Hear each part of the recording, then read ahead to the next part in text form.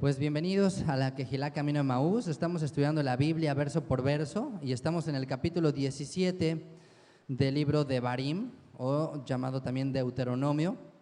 Y quisiera saber cuántos de aquí hicieron la tarea. Yo les mandé en el grupo de la Quejilá de WhatsApp un reto, les hice ahí una invitación posible a que leyeran primeramente, este capítulo 17 y a ver si descubrían cuál iba a ser el reto que les diré más adelante. Yo sé que muchos ya lo descubrieron, yo sé que ya saben cuál es, aguántense las ganas, no se las digan todavía, pero espero que por lo menos la lectura ya la hayan hecho. Todos hicieron lectura el día de ayer, ¿sí? Aunque sea para dormirse, digas, bueno, pues aunque sea para que me agarre el sueño, pues vale la pena, no importa, créanme que dicen, oye, pero sí se vale, pues sí se vale, créanme que aunque sea sí se vale, que lo último que se te quede antes de que se cierren tus ojos, por lo menos sea la palabra de Dios. Entonces, bueno, pues créanme, para los que no lo han hecho, que hagan esta costumbre de leer el capítulo o los dos siguientes capítulos que vayamos a estudiar y le van a sacar mucho más jugo a lo que vamos a estudiar el día de hoy. Así es. Bueno, pues nos quedamos en el capítulo 17 y yo les comentaba esta situación de ahora Israel está en un momento de transición. La idea que tiene en la Torá manifestada es que va a dejar de ser un pueblo errante, un pueblo nómada, y se va a convertir en una nación, se va a convertir en un país asentado, establecido, con una constitución, con sus leyes, y entonces empieza el Eterno a decir que tienen que poner ya jueces, y empieza a dar ciertas reglas que son de carácter de orden social, que iban a ser necesarias, no tanto cuando estuvieran en el desierto, sino realmente ya cuando estuvieran asentados. Bueno, no quiere decir que no son para nuestros días, por supuesto que son para nuestros días, porque son reglas también en muchos casos de orden social para una comunidad, para una congregación y para un país entero. O sea, cualquier país puede adoptar la Torá como constitución si quisiera. Sería lo perfecto, sería lo ideal, que llegara algún día un gobernante y que dijera, yo quiero guardar la Torá. Hoy nos vamos a regir por lo que dice aquí y empieza a tratar de hacer las cosas como dice la Escritura. Entonces, la Torá era o es la guía del pueblo de Israel. Y entonces empieza el orden, empieza a establecerse este orden a través de estas leyes. Y en el capítulo 17 decíamos, después de ciertas indicaciones de los jueces, de no aceptar soborno y todo esto, el ofrecerle al Señor lo mejor, el ofrecerle a Dios lo mejor que haya en nosotros, y las consecuencias graves de no hacer esto. Veíamos el caso de esta pareja, de este matrimonio, que simplemente pensó que darle algo bueno era suficiente, y dijo, bueno, pues ahí está, ya con eso yo creo que estará contento Dios con nosotros. ¿Y qué creen? Bueno, pues ya leímos la historia para que no fuera chisme y que resulta que no le agradó con todo, y que pues ha de haber sido una cantidad importante de dinero. Pues dijo, pues ¿sabes qué? Pues no, ¿por qué le mintieron al Espíritu Santo? Si le ibas a dar, pues entonces dáselo bien, dáselo completo, o entonces mejor pues no le des nada. Fue lo que les dijo Pedro, ese dinero era tuyo, nadie te lo pidió, nadie te lo exigió, pues ya te lo hubieras quedado y ya. Pero pues por tratar de ofrecerle a Dios algo parcial, que les va costando la vida. Y en el versículo 2, acompáñenme ahí, Deuteronomio 17:2 fue donde nos quedamos, dice, cuando se hallara en medio de ti, en alguna de tus ciudades que el Eterno tu Dios te da, hombre o mujer que haya hecho mal ante los ojos del Señor tu Dios, traspasando su pacto, que hubiere ido y servido a dioses ajenos y se hubiera inclinado a ellos, ya sea al sol o a la luna, o a todo el ejército del cielo, lo cual yo he prohibido, y te fuere dado aviso, y después que oyeres y hubieres indagado bien, la cosa pareciere de verdad cierta, que tal abominación ha sido hecha en Israel, entonces sacarás a tus puertas al hombre o a la mujer que hubiera hecho esta mala cosa, sea hombre o mujer, y los apedrearás, y así morirán. Wow, ¿qué les parece? ¿Está fuerte o no? Bueno, pues si no se asustan, ahorita se van a asustar. Ok, sí, está fuerte esto, porque aquí está hablando ya como diciendo, ¿sabes qué? Pues de una vez, o sea, si se trata de darle lo mejor a Dios, pues lo mejor pero completo. Y Dios es muy celoso en el tema de la idolatría. Entonces, bueno, ya habíamos explicado, digamos que en capítulos anteriores ya el Eterno había manifestado que solo había un solo Dios, o sea, que no había tal de que había muchos dioses y que había que ofrecerle a un Dios tal cosa y tal cosa. Dijo, ¿sabes qué? No hay ningún otro dioses, solo hay un solo Dios, uno solo es verdadero y no puedes buscar a ningún otro fuera de él. Entonces, la idolatría es uno de los peores pecados en los que puede caer el hombre. ¿Y por qué? ¿Por qué se dice que la idolatría es de los peores pecados que puede caer el hombre? Porque no solo es la negación del Dios de Israel, sino la ingratitud de reconocer a aquel que te salvó. Es como darle la espalda a aquel que sabes que te salvó algún día. Entonces, en este caso, hablando del contexto inmediato en el que está leyéndose la Torá o en el que se está escribiendo esto, pues no tenía ningún pretexto para decir yo no conozco al Dios de Israel, porque Dios los acaba de sacar hace 40 años de Egipto. Entonces dice, esto es abominación, esto es algo horrendo, esto es una cosa desastrosa, que alguien no solo niegue al único Dios, sino que le dé la espalda en ingratitud. Y yo creo que eso es algo que a nadie, por muy, espiritual que podamos ser, nos agrada. O sea, es muy triste, es muy feo estar delante de una persona ingrata, ¿no? O sea, como que dices, oye, ok, pues tampoco quiero que me hagan reverencia, pero pues bueno, por lo menos gracias, ¿no? Expresan algunos sabios de Israel en la antigüedad que dice que una persona que no es o que no tiene el sentido de la gratitud con las personas, lo va a terminar siendo, va a caer en esa ingratitud hacia con Dios, ¿no? O sea, eventualmente en algún momento vas a terminar de dejar de dar gracias a Dios.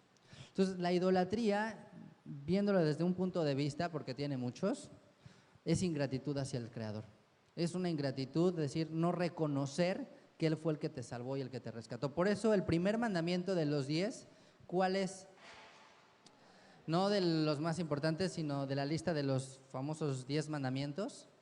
Yo soy el Señor tu Dios, que te sacó de la tierra de Egipto, no tendrás dioses ajenos delante de mí. Entonces Él se identifica con este evento único y específico para el pueblo de Israel, diciendo, yo soy el único que te pudo haber sacado de ahí. O sea, mucha gente dice que diferentes dioses hicieron al hombre, hizo los cielos y la tierra, que hizo el universo, como haya sido. Pero el único Dios que sacó a Israel de Egipto, pues no hay otro. O sea, está como junto con pegado. Están ligados en su identidad del pueblo de Israel y el eterno Yahweh, nuestro Dios. O sea, no hay más. Entonces, el decir, bueno, pues ahora yo voy y sirvo a otro Dios, es decir, bueno, pues ¿qué no te diste cuenta de todo lo que hice por ti? Y recordemos que la idolatría es vista como adulterio espiritual. Entonces, bueno, pues ya hemos comentado aquí el ejemplo de quién le daría permiso a su marido o a su mujer, pues de que se vaya por ahí de infidelidad un par de días, ¿no? Y bueno, nadie se animó a decir que sí, ni siquiera una hora. Hubo una mujer que dijo, pues yo ni un segundo, ¿no? O sea, más si ahorita casi pudiera leer su pensamiento, ahorita mismo lo sometería. Entonces, bueno, ni un segundo quedamos que seríamos capaces de conceder de infidelidad a nuestra pareja, pues el Eterno menos, porque el Eterno sabría de conceder. Entonces dice, cuando se halle hombre o mujer, como diciendo, ¿sabes qué? No hay ninguna diferencia. Esta persona está aquí, dice, traspasando el pacto. ¿Por qué? Porque la entrega de la Torá y la cuestión de no tendrás más que un solo Dios, no nada más es una cuestión filosófica, sino es visto como un estilo de vida. Es algo como cuando tú te casas, no nada más firmas el papel y ya cada quien hace lo que quiera. No, ya firmaste el papel y ahora implica un compromiso, y ahora implica que tienes que responder, y ahora implica que tienes que hacer tal cosa. O sea, es un compromiso y Dios lo ve así. Dices, tú estás traspasando el pacto que hicimos. ¿Cómo voy a estar contento, como quien dice? Entonces dice, ya sea el sol, ya sea la luna, ya sea todo el ejército del cielo, o sea, yo he prohibido todo eso. Curiosamente, bueno, no curiosamente porque tampoco es casualidad, que común es que en Medio Oriente se da la adoración justamente de la luna, de las estrellas y de todos estos símbolos, en esas regiones que se ha expandido ya en todas las formas posibles y habidas y por haber. Les digo, la idolatría es muy sutil, pero pues está en todas partes. Y entonces la consecuencia ¿cuál es? Dice, sacarás a tus puertas al hombre, a la mujer que hubiera hecho esta cosa mala, sea hombre o mujer, y los apedrearás y así morirán. Verso 6, por dicho de 2 o 3 testigos morirá el que hubiere de morir, no morirá por el dicho de un solo testigo. Entonces, lo primero que tenían que hacer los jueces cuando se da una situación así es que tenían que indagar. Esa es una responsabilidad. Tenían que investigar el caso, tenían que pedir testimonios, tenían que haber evidencias, tenían que haber sus testigos fieles, testigos confiables. Ajá. Hay un rabino particularmente que se dedicó a investigar en gran manera cómo se llevaba a cabo esto en los tiempos del templo. Ese rabino es Maimónides, Moshe ben Maimón, y él da muchos detalles justamente, por ejemplo, de cómo se tenía que interrogar a los testigos a ver si era verdad lo que estaban diciendo. Y de lo primero que se le decía a los testigos es: debes saber que si por tu causa una persona inocente es condenada a muerte, tú vas a cargar con su sangre. O sea que ya desde ahí ya le ponían el yugo diciendo: órale, piénsale bien lo que vas a decir, porque si esta persona es condenada, a ti es el que te van a pedir cuentas. Ajá. Entonces tenía que estar completamente seguro de lo que iba a decir. Ajá. Y si resultaba que estaba mintiendo, de acuerdo a la misma ley, ¿qué se le hacía?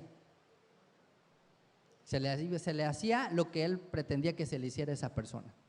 O sea que ya le sabías, o sea que podía ser un boomerang lo que podías estar aventando ahí. Ajá. Sin embargo, también es un precepto y también se considera un mandamiento delatar y decir: ¿sabes qué? Esta persona está en esto. ¿Por qué? ¿Por qué este celo y por qué esta situación de decir, pues sabes que si veías a alguien tenías que dar testimonio de eso? Porque aquí cualquiera diría: ay, pues entonces yo me hago de la vista gorda y ya, pues yo tranquilo, amor y paz, así como estilo hippie, yo pues, tranquilos todos, nada pasa nada, pues tú tu rollo, yo mi rollo, tú tu mundo, yo mi mundo, que eso es lo que está hoy de moda. ¿Hacia dónde se está moviendo, si no es que ya está el mundo ahí? Sobre una cuestión que le llaman el respeto a la diversidad. ¿Y de qué se trata este concepto? Porque esto está así muy, muy fuerte. De que, ¿sabes qué? No importa lo que tú pienses, no importa lo que tú creas, no importa lo que tú seas, no importa lo que tú hagas, con que simplemente no traspases ciertos límites de ofender a alguien, haz lo que se te dé la gana. No hay ningún problema. Pero cuidadito y tú hablas mal de que esta persona ya sea homosexual o ya sea tal cosa, porque entonces ya se te viene el mundo encima. Porque entonces la intolerancia, la intransigencia, la necedad, ¿no? Los pensamientos ya arcaicos, o sea, ya el mundo está girando a que todo sea así. Hace poco se dio el caso, ¿no? Aquí en México, de una diputada, no sé qué persona, que hizo una declaración así medio fuerte con respecto a ese tema, y no, pues ya, pues obviamente se le vino el mundo encima, ¿no? Y también otro caso de un exboxeador también muy famoso, que también hizo una declaración así de ese estilo, homofóbica, y bueno, pues ya le quitaron los patrocinios y ya se le vino también en redes sociales todo el mundo también condenándolo: no, este tipo y no sé qué, y lo tacharon porque luego además él menciona ciertos versículos de la Biblia ahí. Bueno, peor todavía, o sea, entonces le costó millones de dólares literalmente, por pues, lo que le implicaba ahí su patrocinio de una marca, esta Nike. Y bueno, pues estaba creo que buscando no sé qué situación también política en su país, que también creo que ya la va a perder. O sea, se le vino un desastre nada más por una declaración que él sintió hacer, que dijo: no, pues yo creo que pues esto está mal, bla, bla, bla. Se acabó. Entonces, ese es el mundo en el que hoy estamos nosotros también parados, en un mundo en que te dicen: no importa lo que creas, no importa lo que pienses, pues ¿qué tienes? Déjalo. Si él es idólatra, pues que sea idólatra. Ajá. Y ya, amor y paz y no pasa nada. Pero ¿saben qué? Ya a lo mejor no es una muy agradable noticia, pero no somos llamados a eso. O sea, no somos llamados a condenar, por supuesto, pero tampoco somos llamados a dejar que las cosas sucedan así. Entonces, bueno, ¿por dónde empezar? Como dice el buen juez, por su propia casa empieza. Tenemos que examinar nuestra casa y nosotros mismos, a nuestro interior, si no hay idolatría. Si no hay idolatría en nuestro corazón, si hay algo, simple y sencillamente véanlo así, que no está, si Dios no está en el primer lugar y hay algo arriba de Dios, ya, no es otra cosa. Porque pues, cuando pensamos en idolatría, o sea, vemos imágenes y todo, pues obviamente pues, nuestra mente se imagina que las figuras de yeso, de barro, de piedra y todo eso. Y si preguntáramos, hiciéramos una encuesta, si conocen idólatras, mucha gente diría sí, pero si la pregunta fuera: ¿te consideras idólatra? ¿Qué creen que la gente diría? O sea, alguien diría: sí, sí soy idólatra. O sea, aunque estuviera hincado delante de un lo que fuera, diría, sí, soy un ídolo. O sea, nadie, no vas a encontrarte, yo creo que a nadie, en ninguna religión que diga, pues sí, soy idólatra, mi religión sí permite la idolatría, somos idólatras. O sea, eso no va a existir nunca. Nadie se va a considerar idólatra, pero la Biblia habla muchísimo de este tema. Es increíble. O sea, habla una y otra vez y les vuelve a mencionar y como que hasta a veces ya cuando les dices, ay, qué necesidad, ¿no? Cuando veías al pueblo de Israel pues, que construía sus altares y que los árboles, dices, pues, ¿qué no les quedaba claro? O sea, como que ¿cómo podían caer en eso? Como dices, bueno, lo entiendo de mi vecino, pero pues como que no lo entiendo. ¿Cómo gente puede caer en eso? Pues sí, porque la idolatría no es lo que parece. Simplemente veámoslo así. Si Dios no es el primer lugar en tu vida, eres idólatra. Ya. O sea, no hay de otra. En eso estamos. O sea, y todos tenemos que limpiarnos de eso. Porque hay situaciones en las que de repente se ve puesta a prueba nuestra fe. Se ve puesta a prueba en dónde está nuestro corazón, en dónde está Dios, en qué lugar está Dios. Y yo le pido a Dios que todos la pasemos en cada momento que se dé. Entonces, bueno, pues ¿cuál era la tajante solución que da Dios? Una solución sumamente radical. Dice, por el dicho de 2 o 3 testigos morirá el que hubiere de morir, no morirá por el dicho de un solo testigo, que esto también es una regla en la Torah, que indica que para que algo sea válido, para que tuviese vigencia, validez y todo, no era con el interventor de la Secretaría de Gobernación, sino con 2 testigos. O sea, no podía ser que llegara uno, no, pues yo lo vi, que no sé qué, ¿sabes qué? No. Y esto, en cierta manera, servía para proteger también a la persona que estaba siendo acusada.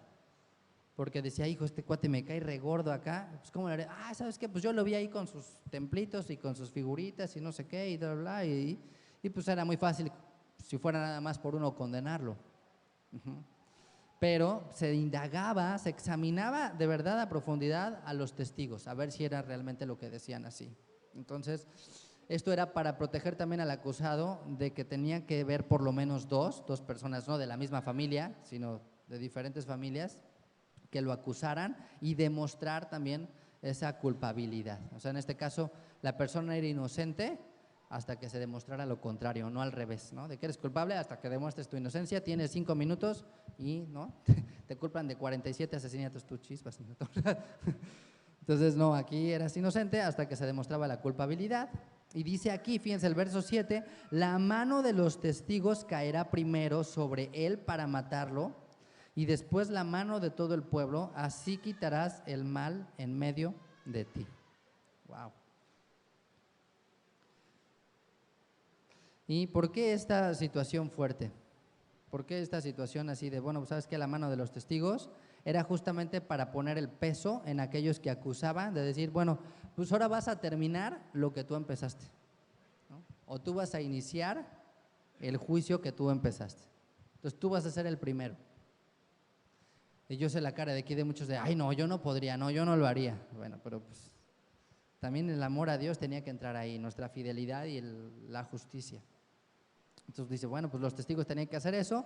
Más adelante se estipulaba y dicen que a las personas que las mataban así, las llevaban a un segundo piso, así alto, y las aventaban de ahí así de pluk, así pluk. Y dice, bueno, y si no se moría, pues le rejaban una piedra a veces sobre el corazón, y si no se moría, pues ya le daban, pues así que las pedradas. Entonces, bueno, pues no sé si era por hacérsela más fácil o no, pero dicen que así era la manera en la que moría. Entonces era una cosa seria, era una cosa muy fuerte, esto de caer así en la idolatría, y que el Eterno pues nos libre de que cuando el Mesías regrese nos halle dignos de ser considerados como parte de su reino. Y dice el verso 8, fíjense, bueno, cuando alguna cosa te fuere difícil en el juicio, entre una clase de homicidio y otra, entre una clase de derecho legal y otra, entre una clase de herida y otra, en negocios de litigio en tus ciudades, entonces, dice, te levantarás y recurrirás al lugar que el Eterno tu Dios escogiere. Y vendrás a los sacerdotes levitas y al juez que hubiera en aquellos días y preguntarás y ellos te enseñarán la sentencia del juicio. Entonces, bueno, va a haber situaciones, obviamente aquí, que iban a ser complicadas. Y no nada más cuestiones así tan fuertes como la idolatría.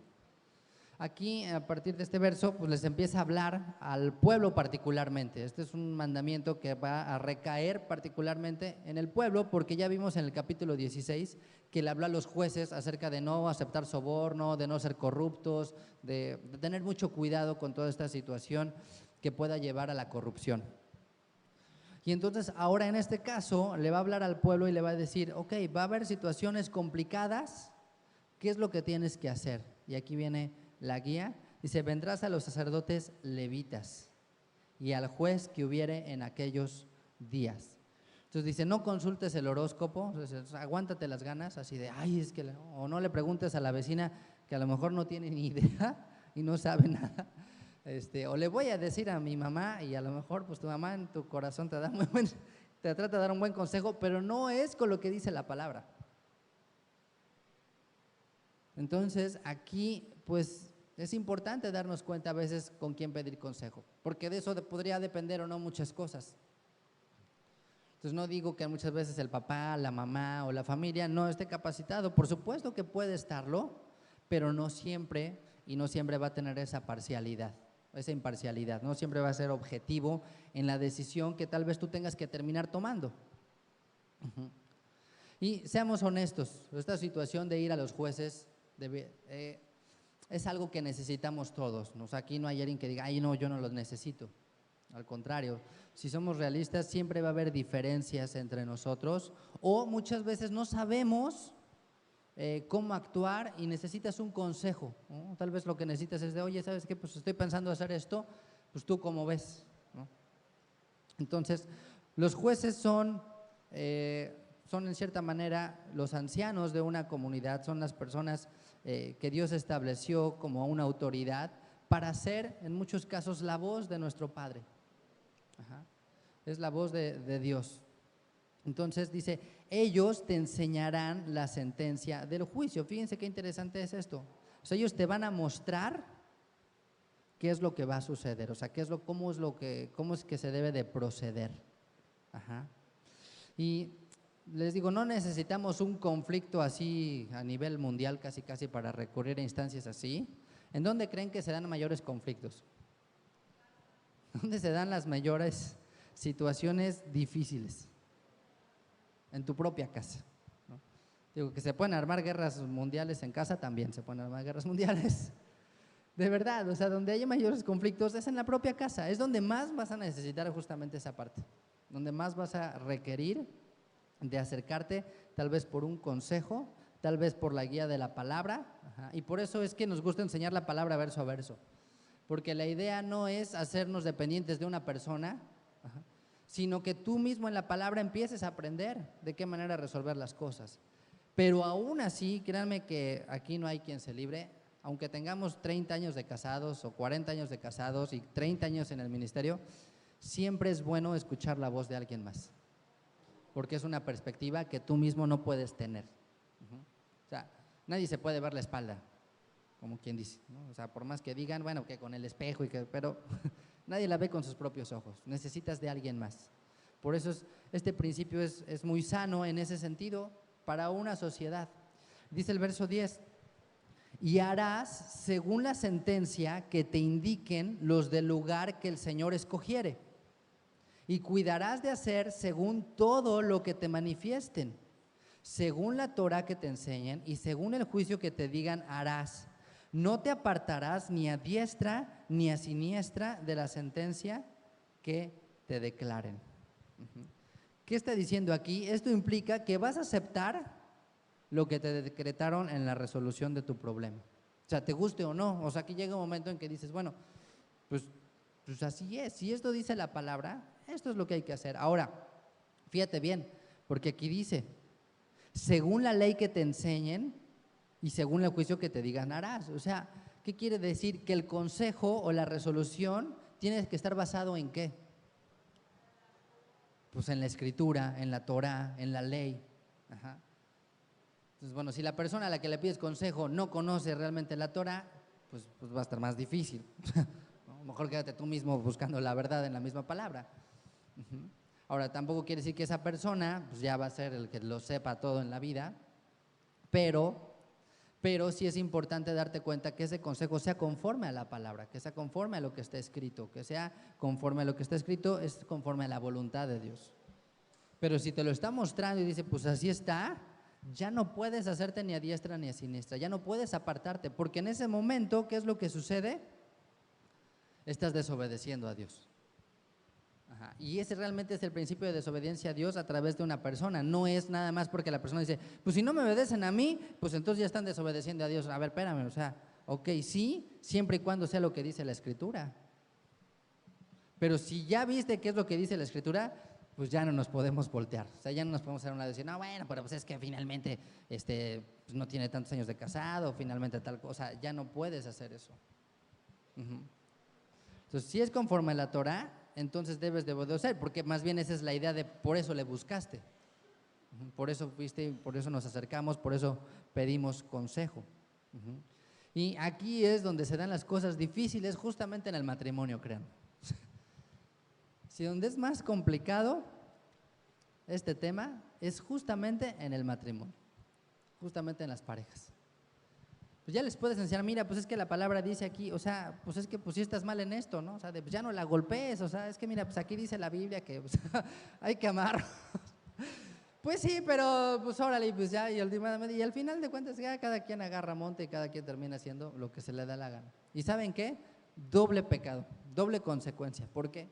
Primero, pues porque sigues mal, haciendo las cosas mal. Y dos, porque si ya te mostraron lo que dice la palabra y desobedeces, ya además ya te metiste en una bronca de desobedecer a Dios.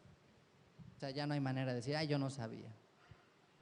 Entonces, por eso es tan delicado esta situación, y les digo sobre todo en el matrimonio, porque muchas veces nos gana el orgullo. Fíjense lo que dice después, verso 12.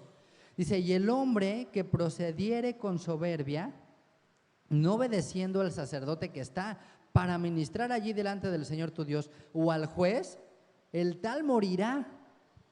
Y quitarás el mal del medio de Israel, y todo el pueblo oirá y temerá y no se ensoberbecerá. Órale, o sea, fíjense, alguien que desobedecía al sacerdote, alguien que desobedecía al juez, como en este caso era Moisés, o sea, el mismo castigo que un idólatra. Entonces, como que cualquiera diría, oye, no se me hace justo. O sea, este cuate está en la idolatría total, o sea, hincado delante de todos estos figuritas, y yo nada más por no obedecer, me toca, pues también. Por rebelde.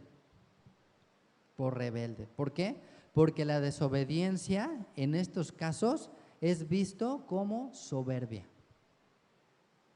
¿Y qué implica en este caso? Decir, ¿sabes qué? Pues yo sé más que él, ¿no? Lo que mucha gente dice, ay, ¿qué me va a enseñar este cuate? ¿Qué me va a decir este? ¿Qué me va a decir? Y eso es soberbia delante de Dios. Entonces la desobediencia se puede convertir en rebeldía. Pues prácticamente fue lo que le costó la vida a Saúl, al rey Saúl, ¿recuerdan? Oye, cualquier día, oye, por si todavía que te está llevando los mejores animales para los sacrificios y todavía la consecuencia, ¿sabes qué? Pues ahora ya olvídate del reino. Pues como que viéndolo desde afuera, cualquiera diría, oye, esto está muy fuerte, o sea, qué exageración. El rey Saúl simplemente intentó darle, según él, en su corazón lo mejor a Dios, y ahora resulta que le costó el reino. Sí, ¿por qué? Porque él sabía. Su desobediencia fue vista como rebeldía, porque no estás desobediendo a la persona, estás desobedeciendo a Dios. Y créanme que Dios no soporta a la gente soberbia. Dios no soporta a la gente de ojos altivos. Así que si tú sabes que hay un consejo o un decreto que viene de Dios, dobla tus rodillas delante de Él. Dobla tus rodillas delante de Él y ten temor de Él. Porque bueno, pues aquí no te vamos a apedrear ni vas a decir, bueno, si a mí no me hacen caso, bueno, pues ya, ¿no? O sea, ¿qué les puedo decir? Pero bueno, pues finalmente un día vamos a estar delante de Dios. Y Dios puede considerar eso como una rebeldía. Ajá.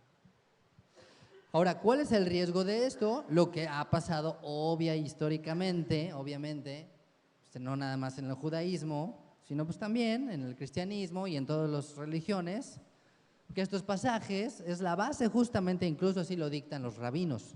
Dicen, este pasaje es la base de autoridad para dictar leyes de hombres. Sobre esta base es que ellos se basan. Y entonces mucha gente, no sé, se pregunta, dicen, oye, pero ¿dónde dice esto? No, pues esto lo dijo tal rabino. Ay, entonces ¿por qué lo voy a obedecer? Y ellos dicen, no, tienes que obedecerlo porque si no obedeces al rabino, no obedeces a Dios. Y esta es la base que ellos usan.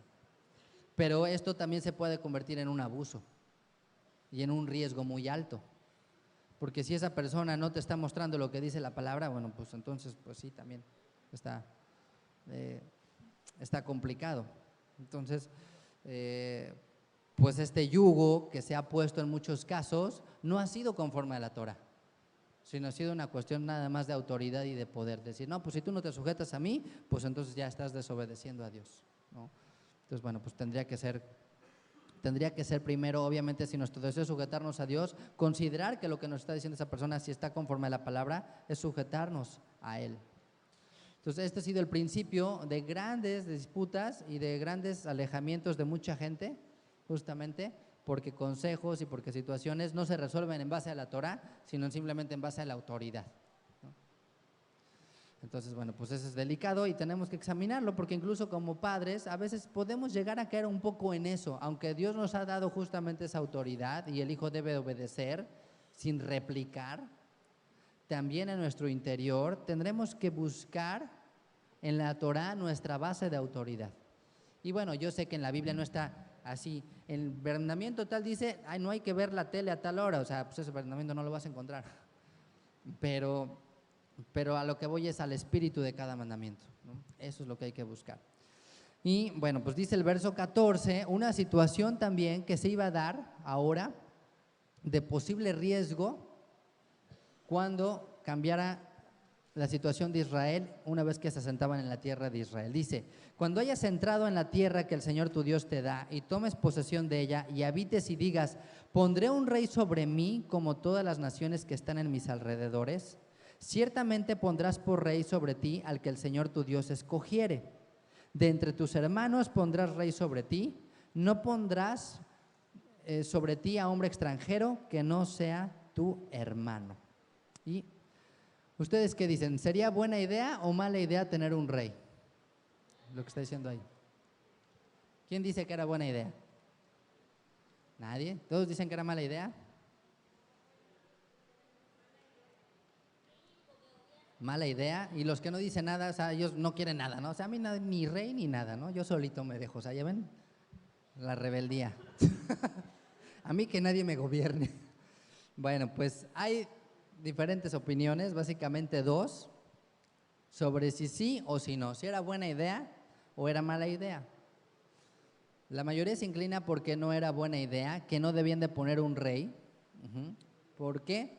Porque obviamente pues, era un rey humano y tenía sus deficiencias, iba a tener sus debilidades y sobre ellas iba a recaer también el pueblo. Y que en parte por eso dicen que se puso triste Samuel. ¿Se acuerdan? Primera de Samuel, cuando dice que le pidieron un rey, que le dijeron, ¿sabes que tus hijos no andan en los caminos? Pues ponnos un rey como las demás naciones para que nos gobierne y entonces pues ya podamos así como que llevarnos. Somos ingobernables, pues mejor ponnos un rey y más fácil. Y entonces dice que Samuel se entristeció y Dios que le dijo a Samuel, no estés triste, o sea, no te rechazaron a ti, me están rechazando a mí. Entonces una opinión de que por eso no estaba bien. Otra dice que sí, que efectivamente sí, que ese es un decreto que se tenía que hacer cuando llegaran a la tierra de Israel, una vez que se establecieran y que tuviesen un asentamiento ya de paz, un tiempo de paz en Israel. ¿Por qué sí? Y dicen la evidencia es porque está en la misma Torah. O sea, la Torah cuando esto se escribió fue muchos años antes de que ellos pudieran establecerse formalmente en la tierra de Israel. Entonces dicen, bueno, sí, que ¿por qué se entristeció Samuel? Porque el deseo de ellos no era cumplir Torah, sino ellos mismos, ahí dice, como las demás naciones. O sea, queremos ser como las demás naciones. Era lo que le dolía a Samuel, no tanto que quisieran un rey, sino de queremos ser como los demás son. Y entonces dicen, no, pues sabes que no quieren cumplir la Torah, no quieren que sean gobernados, sino más bien quieren ser como los otros y eso está pésimo. Ajá. Y bueno, finalmente, porque es una figura y un prototipo de ¿quién? Del Rey de Reyes. Entonces, bueno, pues los que no quieren rey, pues ya les tengo una mala noticia desde ahorita, porque la Torah sí anuncia un rey. ¿Y pues por qué anuncia un rey? Pues porque creemos en un reino. Entonces, pues, no, o sea, el título del reino es porque debe de haber algún rey. Entonces la tristeza de Samuel era porque ellos iban a escoger un rey no conforme al corazón de Dios, no como el que Dios escogiera, sino pues de acuerdo a lo que se les daba la gana desde su perspectiva humana. Ajá. Entonces por eso algunos dicen que sí, que no era una mala idea en este aspecto, por cumplir Torah, porque alguien que los gobernara, por simplemente ser la voz del Eterno en esto. Simplemente lo que decía aquí es que yo te diga, o sea, el que Dios te dijera, ese era el que debían de poner. Ese es el asunto. O sea, no iba a ser una votación de a ver quién vota por Saúl, quién vota por tal y quién, o sea, no iba a ser como en nuestra mente pensamos según democráticamente que tendría que ser. Ajá. Entonces, bueno, pues esa es una posibilidad. Los que no dijeron nada, pues de todas maneras va a venir ese rey. Y entonces, aunque no quieran y no les guste la idea, pues eso ya está establecido y así será. Entonces, bueno, pues ni modo. Así que, pero bueno, hay ciertas cláusulas aquí. La primera cláusula cuando se pusiera este rey era que no debía de ser extranjero. No podía ser un rey que no fuera de sus hermanos. Por eso a los judíos les causaba tanta aberración esta situación de que los dominara Roma y que los dominara otro rey. Por eso la transgresión tan fuerte de cuando le dijeron no tenemos más rey sino César, ¿se acuerdan? Cuando gritaron ellos dijeron wow, o sea, ahí sí está fortísimo. Dijeron, ok, entonces él no es su rey, quieren que otro rey los gobierne, su rey quieren que sea César, ok, pues entonces van las leyes de César. Y ahí va el dominio de César sobre ustedes. Wow. Y dicen que de ahí, bueno, pues se decretó la diáspora más larga de toda la historia de Israel, que es la diáspora romana.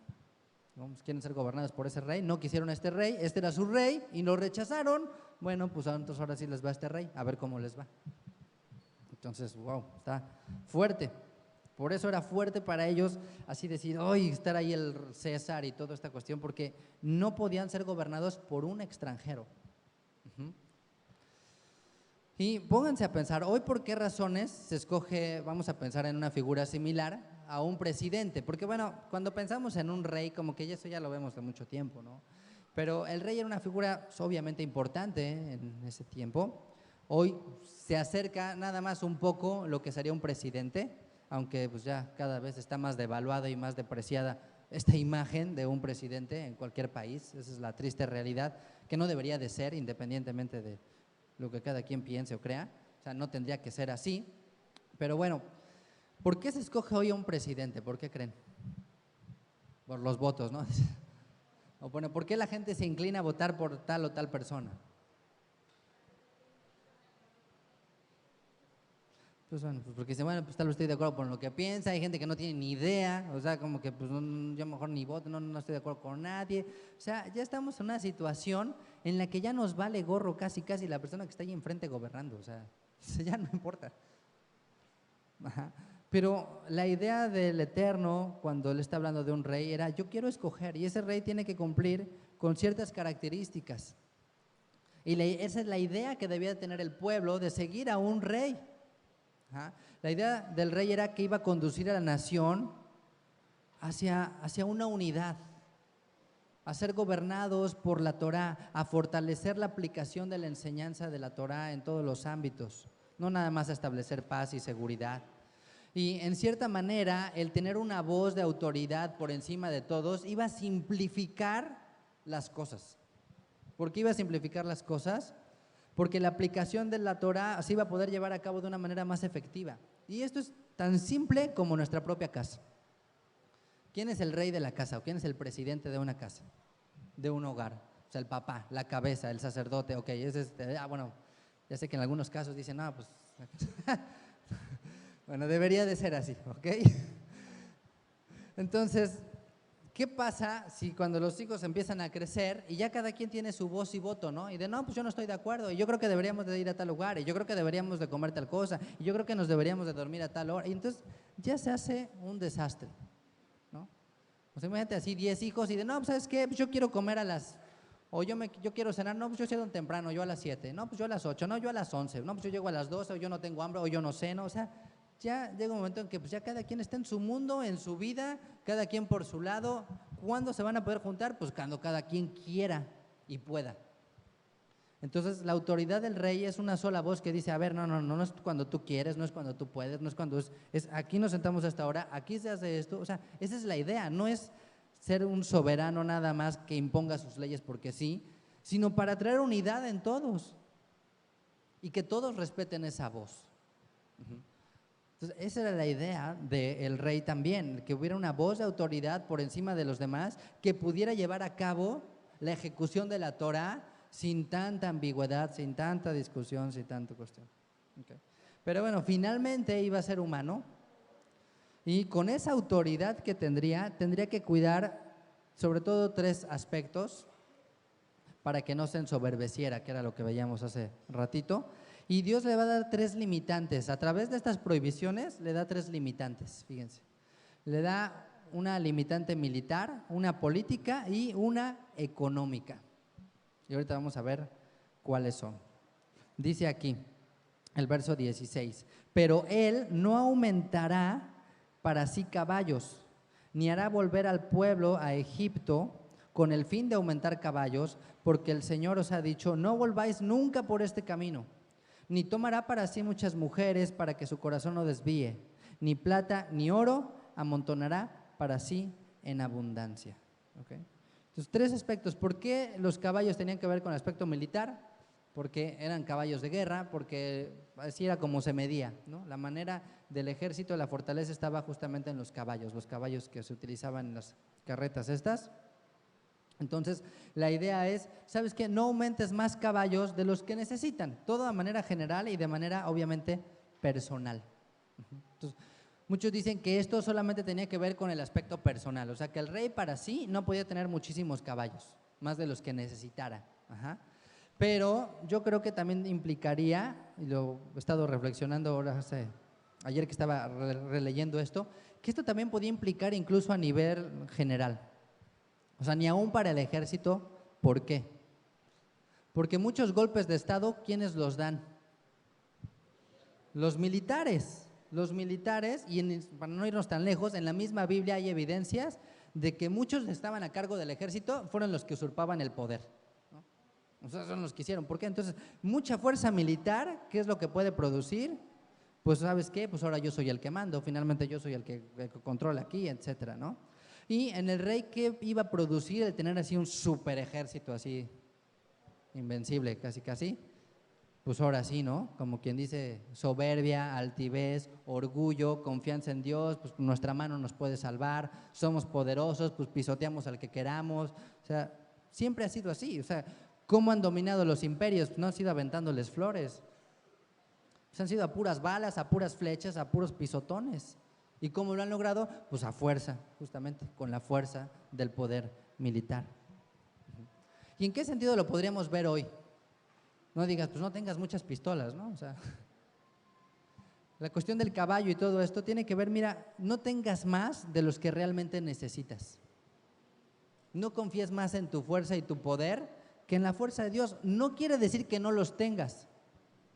No quiere decir que no los tengas, sino que tu confianza no esté depositada en ellas, porque aquí tenemos, bueno, ¿y cuál es poco y cuál es mucho? Por aquí no dice. El punto más importante, independientemente del número, es tú confía en Dios. Dios les dio victorias, como en la historia de Gedeón, con 300. Y en una ocasión con ninguno, o sea, simplemente llegó y destruyó y mató a todos y ya. Entonces el punto no es cuántos, sino más bien dónde está tu confianza.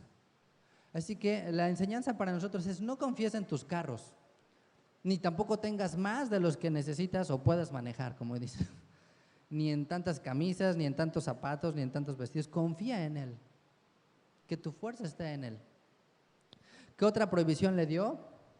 No tengas, ni tomará para sí muchas mujeres para que su corazón no se desvíe, ni plata ni oro amontonará para sí en abundancia. ¿Por qué esta idea de las mujeres? ¿Cómo se hacían las alianzas antes? ¿No? 1000 años en Europa así se llevaban a cabo. En toda la época medieval, pues que casas a la hija con el hijo de no sé quién y a la prima con la… O sea, puros rollos políticos por los cuales se casaban. O sea, puro interés para tener paz y para tener más poder. Entonces nada más por eso se casaban. Entonces digo, ¿sabes qué? No lo vas a hacer de esa manera.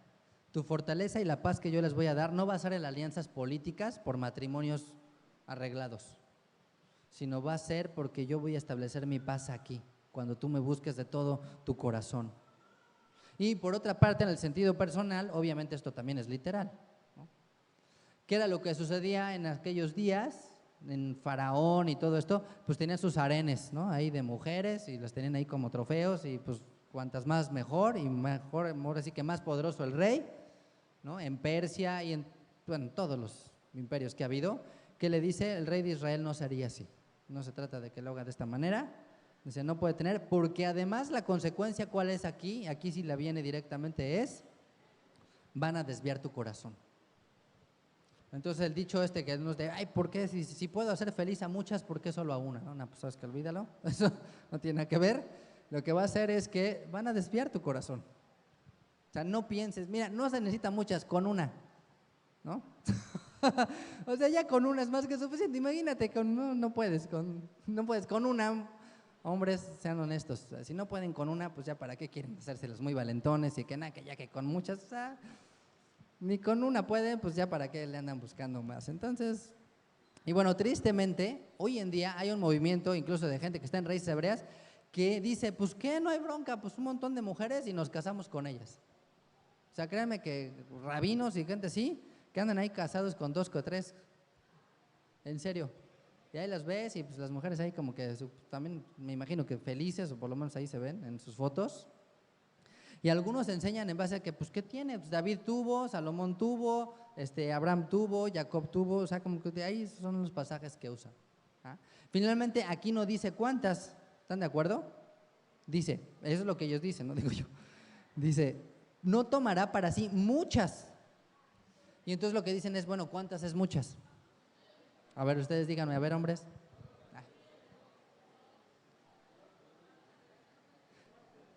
¿No? Dicen, bueno, algunos rabinos dicen máximo como David, 7.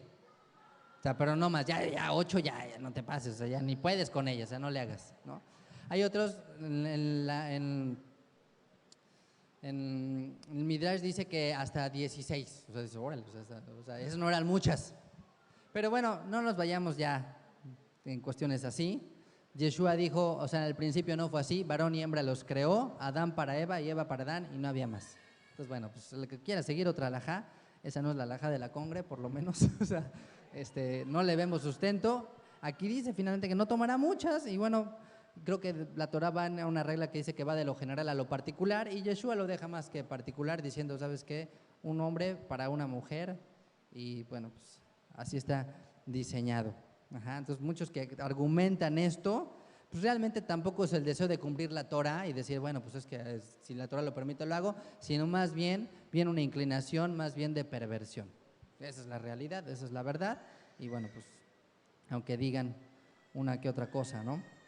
Y en sentido práctico, yo sé que la mayoría de aquí dice, oye, yo nada más estoy casado con una, ¿no? O sea, no soy musulmán o nada, pero Yeshua también dijo, ¿no? Que seamos fieles en nuestro corazón, que seamos fieles en nuestros ojos, ¿no? Porque pues sí, puedes estar muy feliz así con tu anillo y todo padrísimo, un solo hombre, una sola mujer, pero pues en la computadora, ¿qué tal? ¿No? Ahí sí, ya un harem completo, ¿no? Ahí sí, superando a Salomón y con creces, ¿no? O sea, pero no en sabiduría, ¿no? O a David, o a lo que tú quieras. Entonces, ¿sabes qué? Sé fiel en tu corazón. Si estás en un pacto con alguien, sé fiel a ese pacto. Respeta a esa mujer que Dios te ha dado por compañera.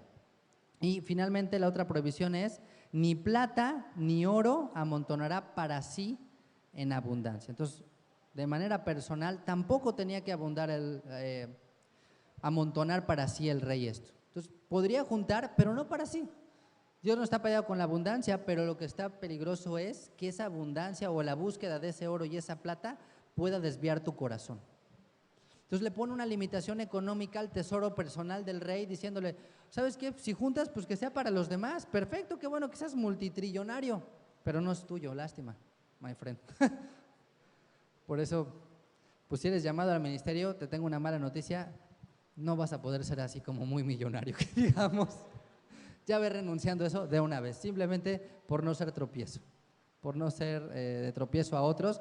Pues oye, pero es que me saqué el melate, pues qué bueno, pero pues tu manera de vivir no va a poder reflejar eso. No puedes amontonar para ti mismo todo, más de lo que puedas manejar. Y bueno, por supuesto, cada persona es diferente. Cada persona sabrá. Hay gente que a lo mejor pues ya se sacó el premio de, no sé, le dan 2 quincenas y ya con eso ya se cree el millonario, ¿no? Entonces, bueno, pues también hay gente que no maneja tampoco eso. El punto principal aquí, ¿cuál es? Que ese no sea tu fin.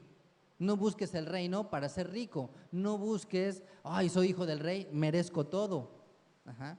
No busques el puesto alto por la riqueza. Y como les decía, no trabajemos por el dinero.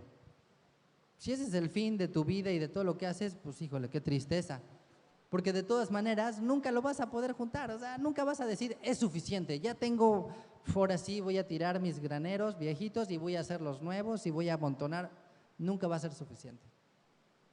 Entonces simplemente el punto es, ten tu confianza en Dios, no en el oro, no en la plata, eso se puede acabar. Es más, hay gente que no duerme, que se estresa, que está angustiada por el dinero. En lugar de que el dinero te sirva a ti, tú estás sirviéndole a él y ahora estás angustiado y preocupado y todo, ya me robaron, ya me van a quitar, ya voy a perder y ahora ¿cómo le hago? Ahora necesito sacar más. ¿Sabes qué?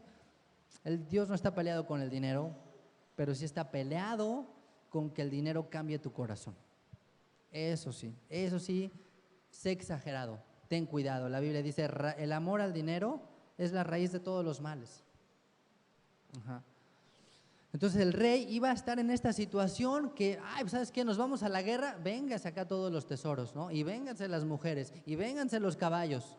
Y todo de un momento a otro, o sea, podía cambiar su reino, su vida en un instante prácticamente. ¿Qué hizo Abraham Avinu cuando tiene esta lucha con estos 5 reyes y los despoja de todas sus riquezas? Él fue y se lo dijo a Melquisedec, aquí está, o sea, fue lo primero que él hizo, o sea, dijo, esta es una evidencia para mí de que mi fin y mi corazón no está en esos tesoros, ni lo hice por esos tesoros, lo hice por rescatar, ¿se acuerdan? A su sobrino, y le dio a Melquisedec el diezmo de todo.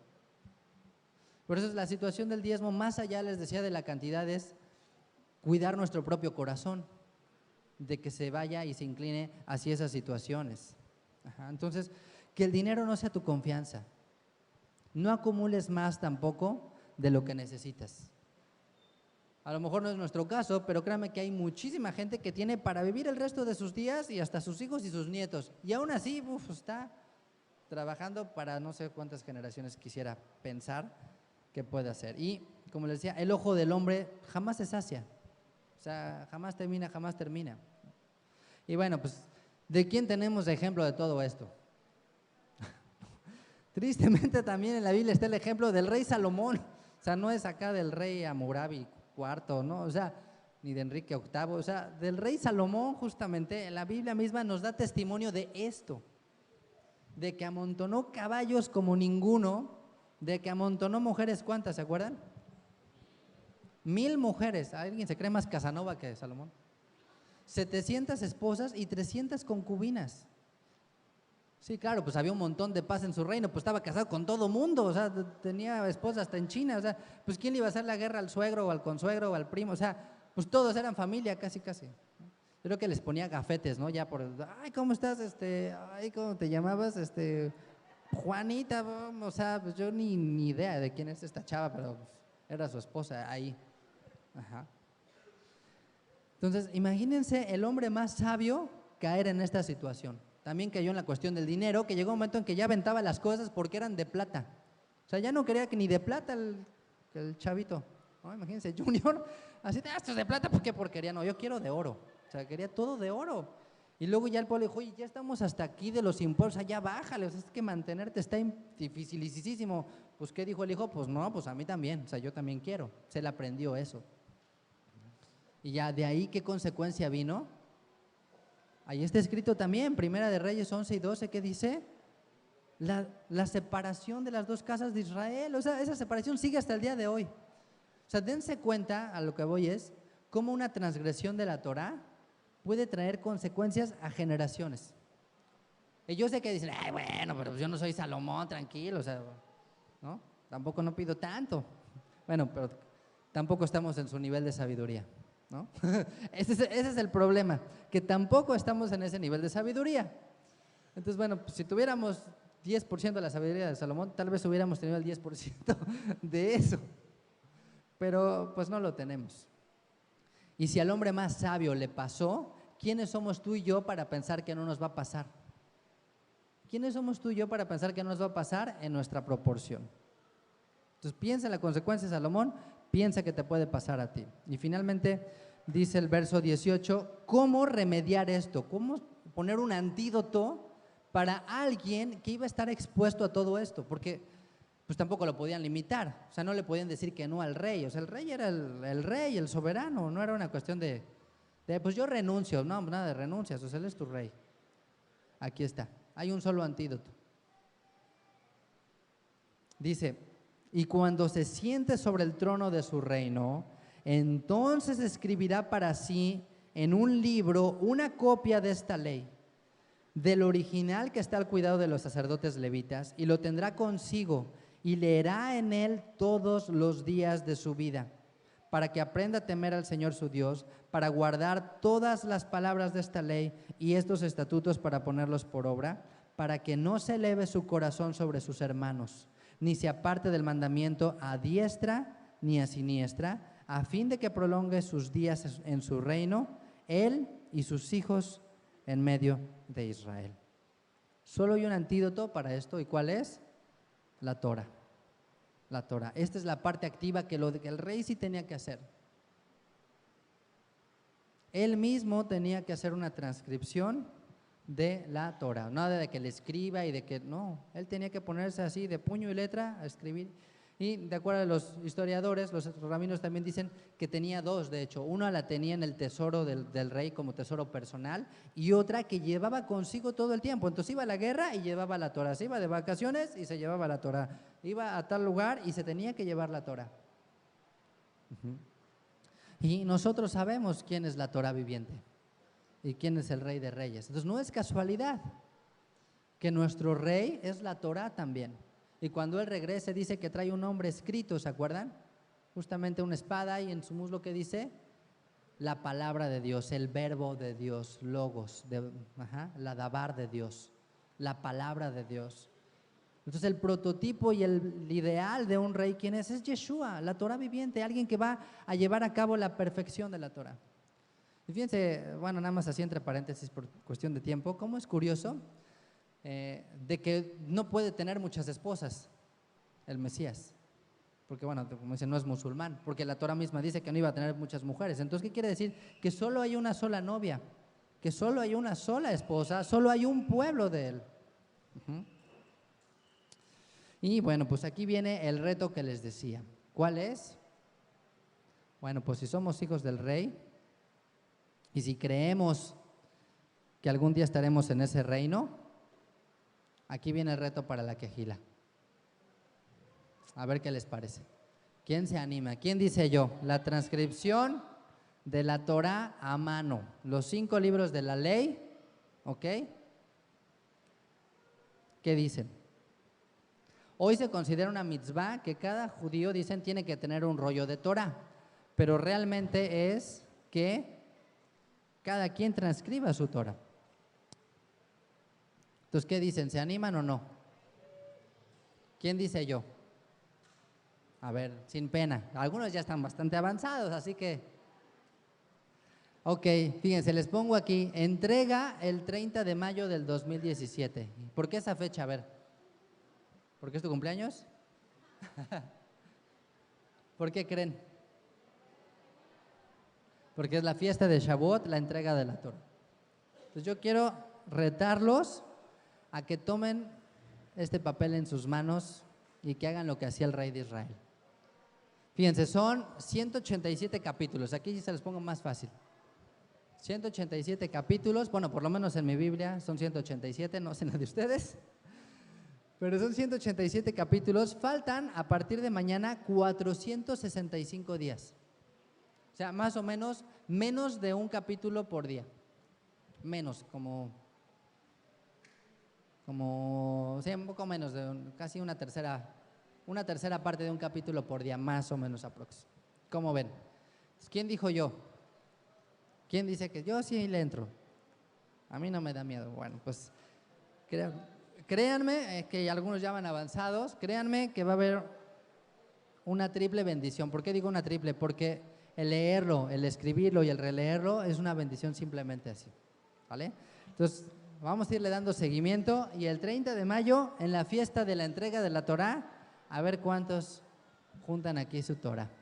Y los demás que no se animaron, ¿a qué se animan? A aventarse el bungee, ¿no? Dice, a mí pónganme retos acá. Bueno, pues por aquí era todo esto, para que no se eleve nuestro corazón y entonces caigamos en soberbia. Entonces véanlo como una cláusula para ustedes mismos. Entonces, ¿sabes qué? Cualquiera de nosotros nos podemos ensoberbecer, enorgullecer, y la Torah es el único antídoto para ello. Pues vamos a orar.